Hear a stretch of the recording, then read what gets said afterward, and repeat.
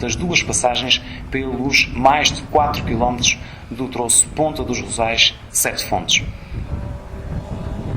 E aqui a comprovar-se também a diferença de pisos da manhã para a tarde, numa altura em que vemos o Cláudio Betancourt, ele que tem andado muito bem nos pisos de terra, depois da vitória em casa, recorreu novamente ao seu Citroën Saxo Cup mais antigo, ou seja, menos preparado, se assim podemos dizer, mas de facto mais talhado para as classificativas de terra da Ilha de São Jorge. Muito rápida esta classificativa, pelo menos neste ponto onde recolhemos as imagens, é uma classificativa realmente de levar os motores ao limite.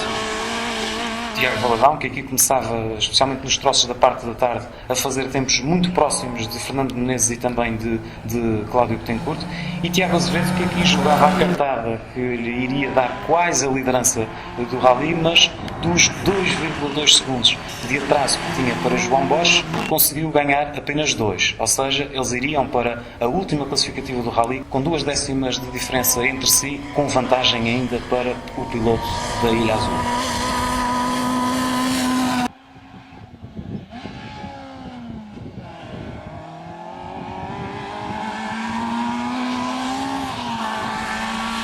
Fernando Menezes, sempre endiabrado ao volante do Citroën Saxo Cup, numa altura em que o homem das lajes começava já a dosear o andamento, afinal a vantagem para os restantes era muito grande e era preciso levar o carro até ao final. Menezes, que também não tem tido uma época 100% sortuda, e isso foi comprovado na Graciosa com um abandono prematuro no Rally, onde era perfeitamente possível que ele tivesse trazido da Ilha Branca um lugar no pódio. Teófilo Pires caminhava sozinho para a vitória nas cilindradas mais baixas, enquanto Carlos Andrade, dentro dos 10 primeiros, fazia o teste decisivo ao Renault Clio nos pisos de terra e assinava uma prestação muito regular, mas com certeza uns segundos abaixo do que seria possível com outra luta. E isto também podemos referir que Sérgio Cardoso, o hipotético concorrente ao nível da Fórmula 2, acabou por não alinhar, e de facto esta categoria a ficar sem luta à partida logo do Rally.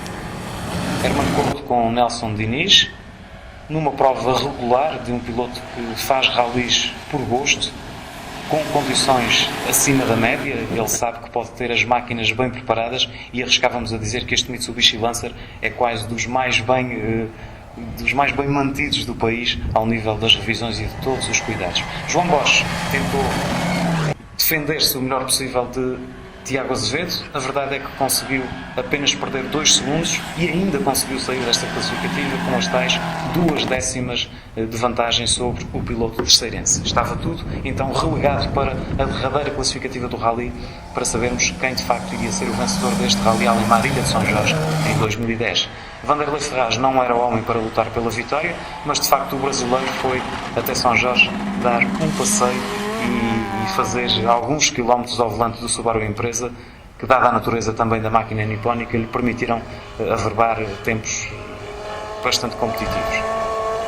O primeiro VSH na estrada, o de Alder Pereira, o Citroën AX, com bastantes cuidados por parte do piloto do Team Praia Vitória, de forma a que a caixa de velocidades, que abanava constantemente a cada passagem, não ficasse danificada ao ponto de impedir o terminar o Rally e, como se viria a ver no final, impedir a conquista antecipada do título entre os VSH.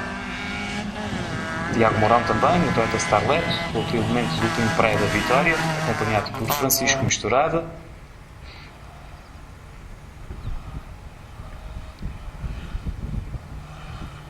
O Renault Clio de Délio Dias, numa altura em que, apesar de não haver transmissão rádio neste Rally de São Jorge, toda a gente estava informada dos tempos dos primeiros classificados e todos ansiavam pela luta final. Foi assim, Francisco? Foi, e havia inclusivamente, posso garantir, porque foi numa zona onde eu estava, havia inclusivamente apostas e jogava-se forte entre a terceira e o Faial para saber para que ilha iria a taça de vencedor deste Rally de São Jorge.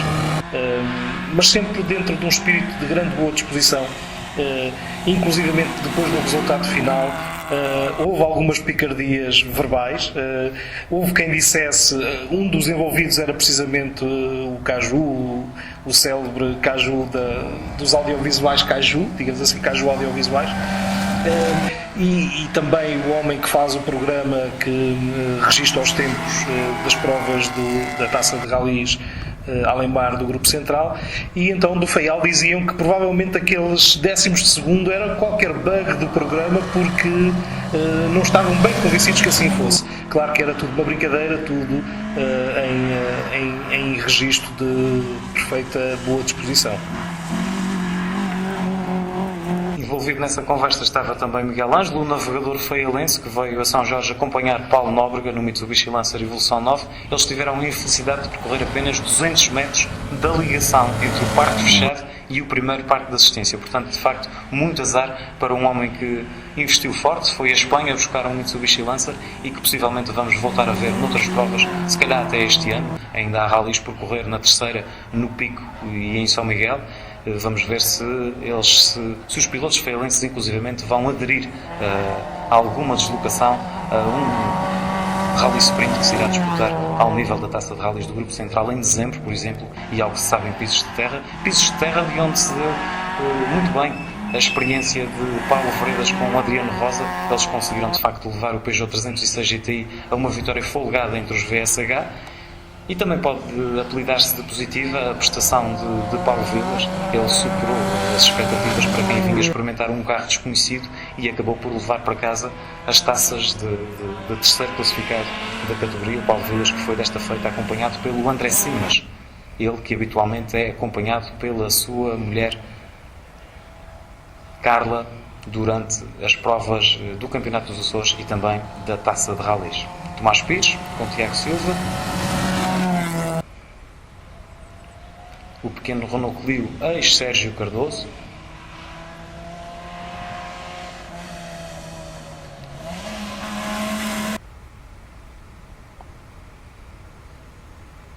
o Nuno Silva, concorrente da Graciosa.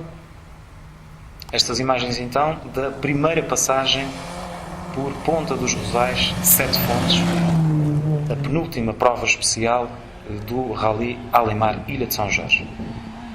Íamos para este último troço, como daqui a pouco vamos aferir, com 2 décimas de diferença do primeiro para o segundo classificado. Hélio Rosa, que apesar de conhecer os cantos à casa, tinha como limitação o Toyota Corolla DX, que apesar de ter um funcionamento irrepreensível, não estava de facto talhado para competir ao mais alto nível. Ele aqui falhou. Eu penso que... Foi uma pancada com o fundo. Sim, e a caixa não ficou engrenada e foi difícil voltar a retomar o andamento, mas o Hélio Rosa conseguiu. Aí está, novamente, em ritmo normal. Pode dizer-se que este material japonês não vai com qualquer pancada. Isso não aconteceu aqui com o Filipe Moura, possivelmente porque as suspensões da frente do Toyota Starlet não serão japonesas, e o facto é que foi esse o problema que afetou durante esta ronda final o piloto terceirense, interrompendo uma prestação que vinha a ser a todos os títulos notável. Ele consegue sempre atingir um ponto de equilíbrio entre o espetáculo e a rapidez, e faz tempos surpreendentes com este Toyota Starlet equipado com um motor 1.6 oriundo do Toyota Corolla GT. Vamos então para a segunda ronda por este Ponta dos Rosais, Sete Fontes. Cláudio Betancourt, ele que estava no 5º lugar da geral e a pensar naturalmente nos pontos para a Taça de Rallys, que ele continua a liderar, como também vamos confirmar daqui a pouco. Tiago Valadão, em bom estilo, rumo ao 6º lugar final, numa zona mais técnica e inclusivamente com o piso um pouco menos bem consolidado do que noutras zonas da classificativa, mas eram uns metros muito pequenos onde isto acontecia. Conseguimos passar o Tiago Azevedo, que punha o pé na chapa para de facto ganhar 7 décimas a João Borges neste último troço do rally, e vamos confirmar os tempos finais daqui a pouco, mas já com a nuance de que numa altura em que Fernando Menezes sai largo nesta curva pejada de público, mas temos já a nuance final do rally com a mais pequena diferença de sempre no Rally dos Açores, a separar primeiro e segundo classificado. Teófilo Pires com o Toyota Yaris, com alguns cuidados a passar naquela zona de piso e urbano. ali está a tal tampa onde bateu há pouco o Helder Rosa, numa altura em que é o Carlos Andrade que vem evoluindo neste verdadeiro troço da prova, que levaria depois os pilotos até ao centro da Vila de Velas para a consagração final dos vencedores. Talvez alguma descontração de final de prova, faltavam cerca de 600 metros para terminar o rally. E estávamos aqui numa fase deste troço em que já era muito próximo do final. Numa cronometragem parcial, podemos dizer que de facto o Tiago Azevedo e o João Bosch vinham exatamente no mesmo segundo, pudera, a diferença foi de facto muito pequena. Hermano Couto também já só pensava em levar o Mitsubishi Lancer Evo 8 até ao final do rally, ele tinha já garantido a quarta posição da geral. Este foi o navegador de metade do dia para o Fernando o homem Pérez. do carro zero.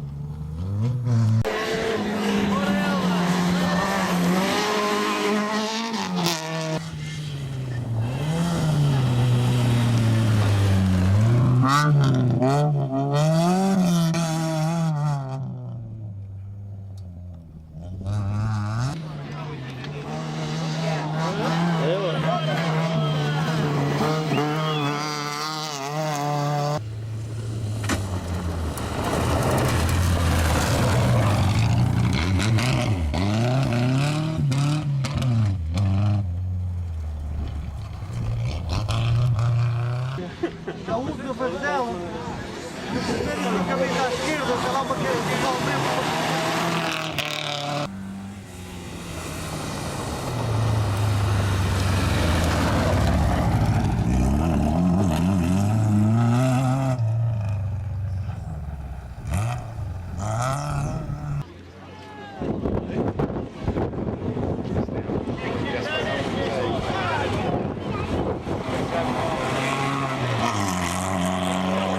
Aqui há tempo não estava